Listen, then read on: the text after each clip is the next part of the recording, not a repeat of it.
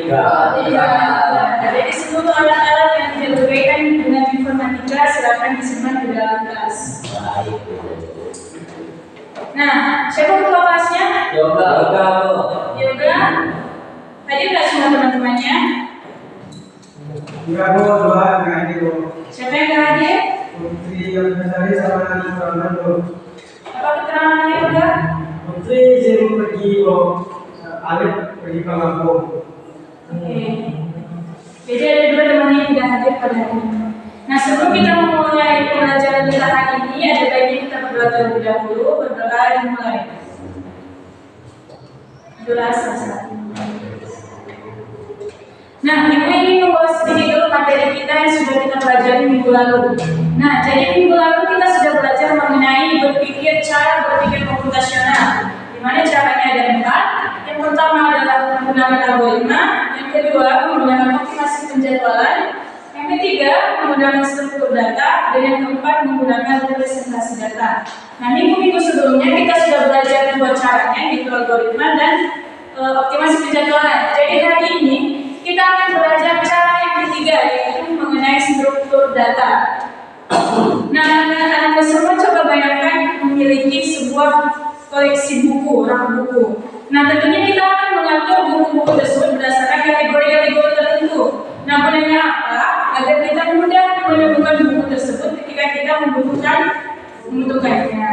Nah, itu dia yang dimaksud dengan struktur data. Jadi struktur data itu adalah cara kita menyimpan dan mengolah data tersebut agar mudah diakses atau mudah kita temukan ketika kita membutuhkan data tersebut. Nah, kenapa ini penting kita pelajari?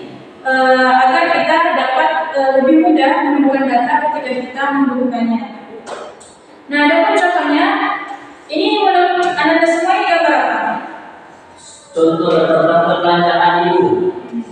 Anda semua pernah dapat daftar belanja? Pernah, Bu. Nah, kalau kita pergi ke pasar bawa daftar belanja, kira-kira yang mana dulu yang kita kerjakan? Paling atas. Ya, paling atas. Atau enggak yang mana yang paling pertama ditemukan?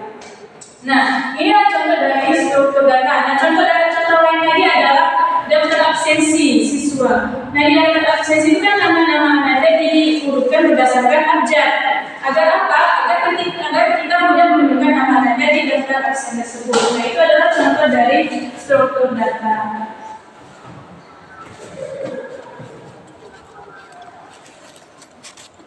Nah, oke, di dalam komputer, jadi di dalam komputer itu struktur data itu seperti apa sih, Bu? Nah, di dalam komputer, struktur data itu langkahnya pertama itu salah satu contohnya adalah menggunakan linked list.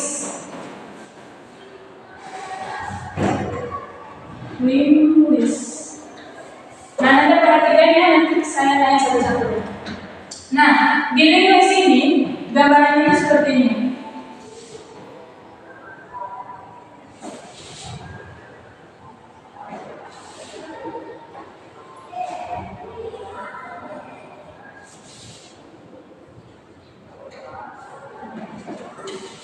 Nah, jadi di list itu gambarannya seperti ini. D1 ini adalah data, P1 ini adalah pointer atau petunjuk. Nah, di dalam list ini terdapat elemen-elemen. Ini yang disebut dengan elemen, dan ini yang disebut dengan komponen. Jadi setiap elemen itu berisi 2 komponen. Nah, pada kalanya satu elemen itu cuma punya satu komponen aja. Nah, ini dia. Kalau kita menemukan satu komponen aja dalam satu elemen, maka ini disebut dengan head. Nah, head ini nanti akan menjadi patokan data kita. Nah, contohnya, misalnya ada data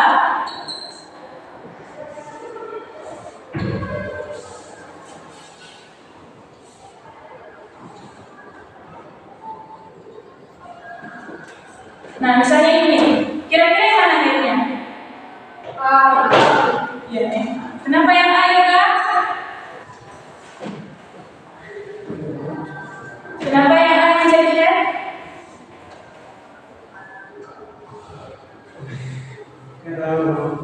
Dwi, kenapa A yang jadi head? Karena dia hanya memiliki satu komponen. Jadi di sini A. Nah, selanjutnya bagaimana kita menentukan data selanjutnya? Anda lihat lagi di data-data selanjutnya di bagian kotak yang sebelah kiri, kira-kira yang mana yang cocok dengan data kita ini?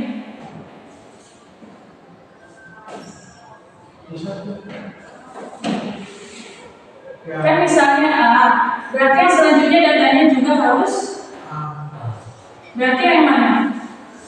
Yang komponen 1, yang 1, 2, atau 3? Tiga. Nah, selanjutnya komponen yang kedua. Jadi apa isi pesan ini? Iya, A.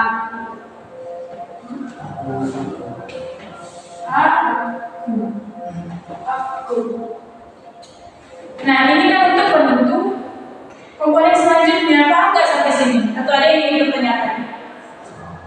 Kenapa enggak aku? Kenapa datanya aku? Kenapa bukan aku gitu? Iya, betul.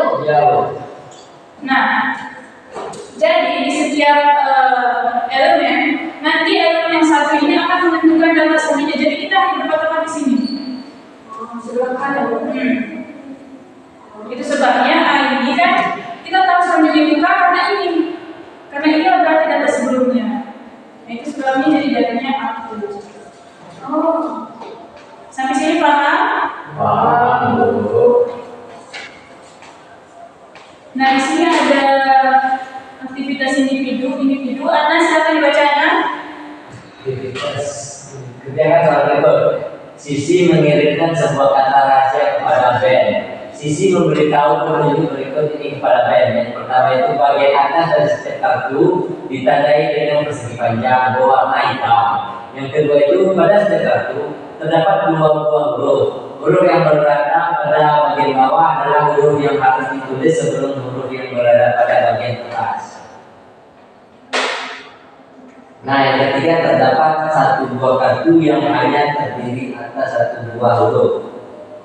Dibaca itu. Tantangannya itu berdasarkan kartu-kartu dan petunjuk yang dikirim oleh sisi. Kata apakah yang dikirimkan oleh sisi kepada Ben?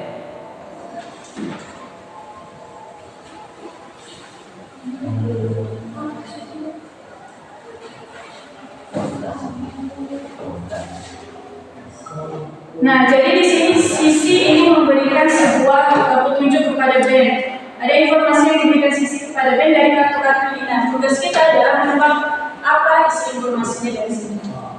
Nah, langkah pertama tadi apa? Kita menentukan head atau kepala. Kepalanya yang mana?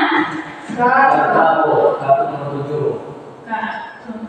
Nah, untuk menentukan data selanjutnya selanjutnya adalah kita memilih elemen yang datanya sesuai dengan head kita. Kira-kira yang mana? Kartu pertama. Ya, kartu pertama. Selanjutnya Kartu ke-5 N sama O.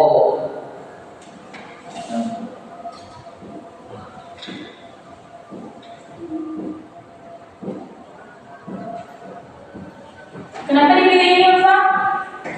Karena dari apa ya, Bu? Yang O. Ini dari soalnya ini huruf yang berada pada bagian bawah adalah huruf yang harus ditulis sebelum huruf yang ada di bagian atas. Jadi patokan kita huruf yang bagian bawah.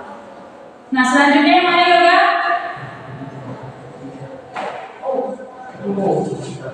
Yang ketiga S. P N. Selanjutnya Dwi.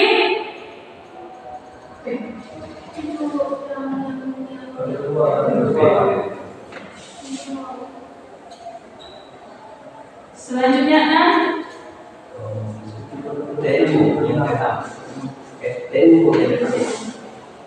Selanjutnya 109 tuh.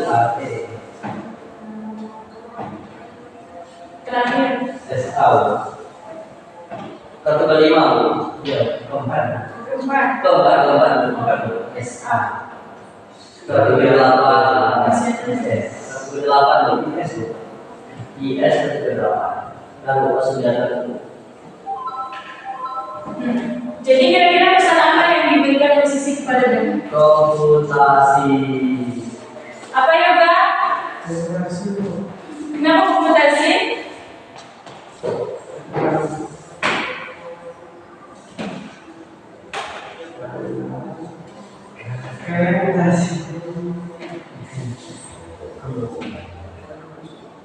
Nih, komputasi. Oke, sampai sini paham anak-anak semua? Nah, itu akan memberikan kuis di sini. Kuisnya juga tidak jauh berbeda dengan ini. Iya, Bu. Tapi kita spin dulu siapa yang akan maju untuk kuis Yoga, satu. yoga. Bismillahirrahmanirrahim. Yoga.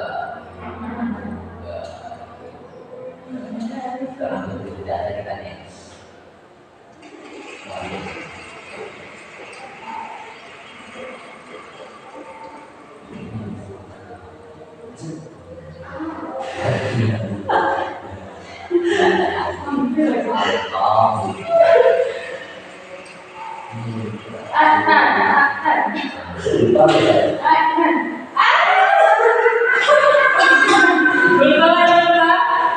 Ayo maju ke depan sana. Ibu nggak usah sama saya. Wih, terus. Masih bisa jauh. Ibu dalam kali. Kasih yang satu itu.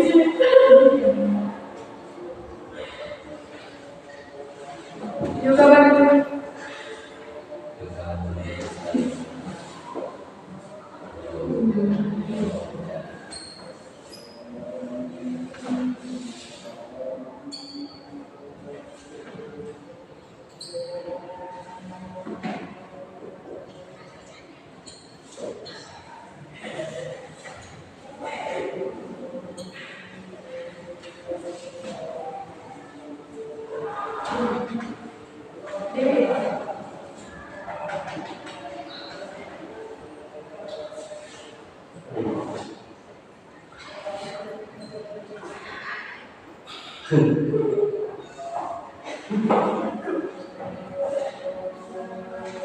Nah, silakan Bapak tebak apa yang ada di dalam tulis ini. Ini Bu, ya, terserah.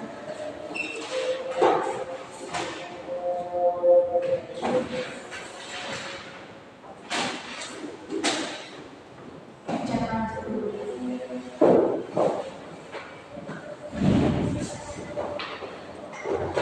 Ya.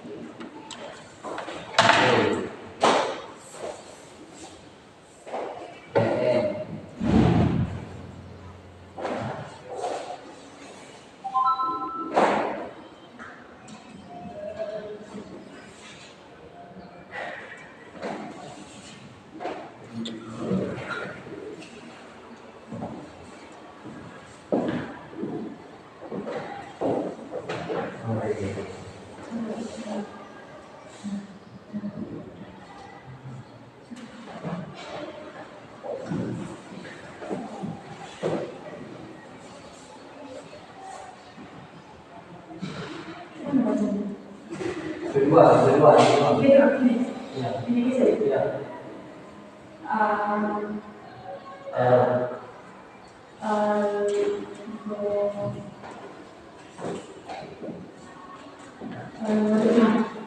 Jadi apa pesannya Pak? Iya betul. Nah sampai sini ada pertanyaan Anda? Pas